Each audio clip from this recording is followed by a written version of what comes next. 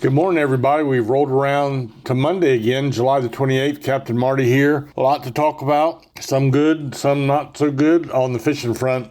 And at the end of today's program, we will talk a lot about what happened over at the 22nd Annual Carolina Boatbuilders Tournament. So we'll start out with the whole report when I come back in just a moment. Clint Godwin, your local Farm Bureau insurance agent in Manteo, can help you find the right insurance coverage for your needs. Whether it be home, car, life, or health insurance, Clint will go to work for you to make sure that you're well taken care of. Trust me, I know from personal experience. Call Clint today at 473-2119 or swing by and pay him a visit at his office in Manteo. He'd love to see you. Clint Godwin, your local Farm Bureau insurance agent that's ready to go to work for you.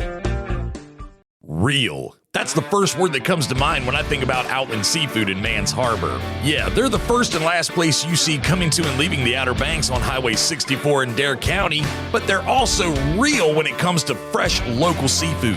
Troy Outland, real. Curtis and Josh, real. The indoor crab shedders, real. Stop by and see for yourself right next to White Shopping Center and check them out on social media. Outland Seafood in Mans Harbor, real. So the weekend basically for our offshore fleets had good meat fishing, but some of the times you had to really work for it. Down in Hatteras, my longtime sponsor and very good friend, Captain Jesse Anderson on the Carolina Girl, yesterday told an interesting story. She was not doing much and having a hard day. And dolphin fishing, or mahi as they sometimes are called, they like to hang around floating things, old boards, old trees that have been dumped out in the middle of the Gulf Stream by hurricanes, sunken anything that's covered in barnacles, trash, whatever. And she had found a couple things that had no dolphin around it. Was getting kind of worried, like you do when you're a captain and the day is passing you up, but you're not producing. She took a gamble. She steamed 10 miles now, to go to another boat that had a school of mahi that were not around anything.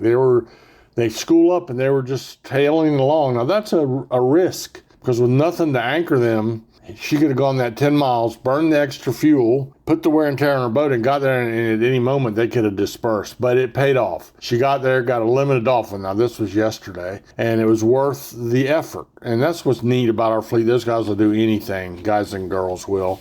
So we, today a little bit tougher, but again, she and her partners all scrapped out good catches of baler-sized dolphin, the smaller mahi.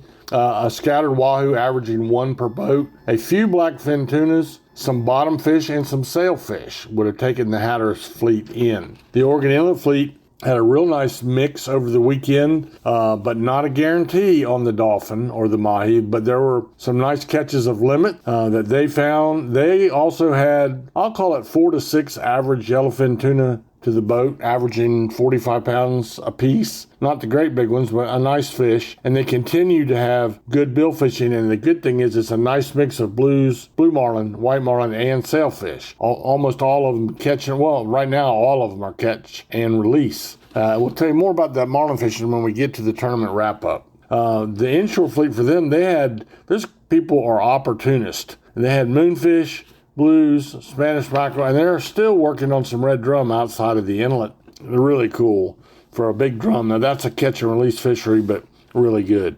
Not a whole lot to say about the pier and surf. It's hot, it's summertime, and it's mostly centered around Spanish mackerel and secondly around bluefish. Some of the piers doing pretty good on the Spanish. Keep in mind now, it's a mackerel, and but it's a delicate, really good mackerel. Now, of course, I like all mackerel. But a Spanish mackerel is, you take one of those things, fillet it, leave the skin on it because they don't really have any scales, and you put that on the grill, man, that's a delicate, delicious fish. And you can find them at a price point in a lot of fish markets around too. So try a Spanish mackerel if you get a chance. Other than that, it was just a pick. And I did not see any what we call runs, like a run of bluefish or a run of trout. It's not the time of year for that. It's the time of year when you take your kids down there with some light tackle, no waders required. You relax a little bit, get you some pan frying fish, and you're off to your house to cook them up yourself.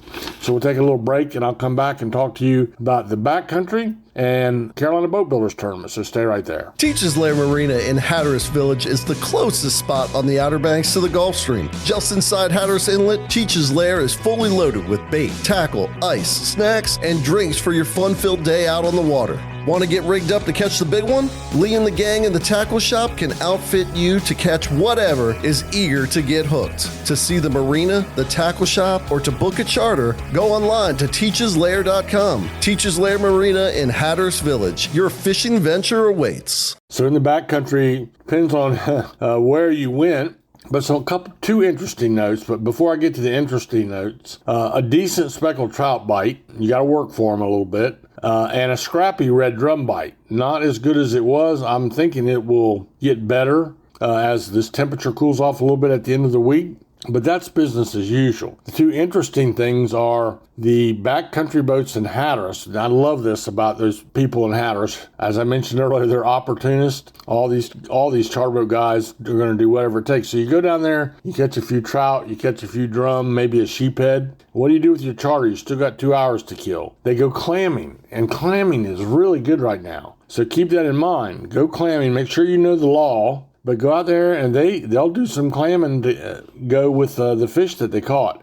So the backcountry boats in Hatteras, Teachers Lair has some really good ones. Hatteras Harbor has some really good ones. Make sure they're legitimate backcountry boats operating through a major marina, and go give it a try. You'll have a lot of fun. There's nothing more fun than clamming for kids. Keep it in mind. Also, did get a report of a decent sheephead bite on the Bonner Bridge Pier at Oregon Inlet. The old Bonner Bridge is now a great pier, free to fish off of. So go give that a chance. And finally, the 22nd annual Carolina Boatbuilders tournament in the books. And what a tournament. I was over there all week helping with the scoring and the weighmaster duties. Saw a great team of people. We talk a lot about Tony Lombardi from thewalkingangler.com, who gives me lots of the backcountry and surf information.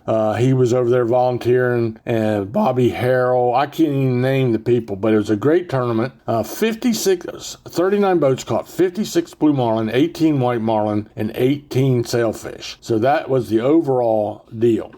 Sentimental favorite, my old dock partner, Captain Arch Bracher, 1,575 points on day one. He caught a double Grand Slam plus. That's one of 2 Gold Star catches in this tournament. All billfish are released and photo verified. It's really kind of neat how all that works. But Arch, Pat, all you guys, congratulations on that victory. The whole Bailey family, longtime tournament fisherman in this area. Captain Wade on the Labrador, somebody I really loved, he finished second with 1,425 points. His Gold Star was also on day one, caught not 1, not 2, not 3, but 4 blue marlin. The most difficult of the billfish to catch. 4 blue marlin, and I think he had 2 sailfish as a kicker on that. Then another local, Rob Barker on the Hall and Gas, moved up into third yesterday with a real powerful performance. He bumped the Patrick Bird, who a lot of us know, on the Bobo Joe from third back to fourth. And finally, Will Brown on the Trophy Hunter slipped in there to finish out the top 5. It was a great tournament. Appreciate everybody's help. Thanks for coming out. The icing on the cake, $175,000, give or take, set aside for the scholarships for the students. So it was a great event. We had a good time. Thank you, everybody, and have a great day. Let the good Lord bless you.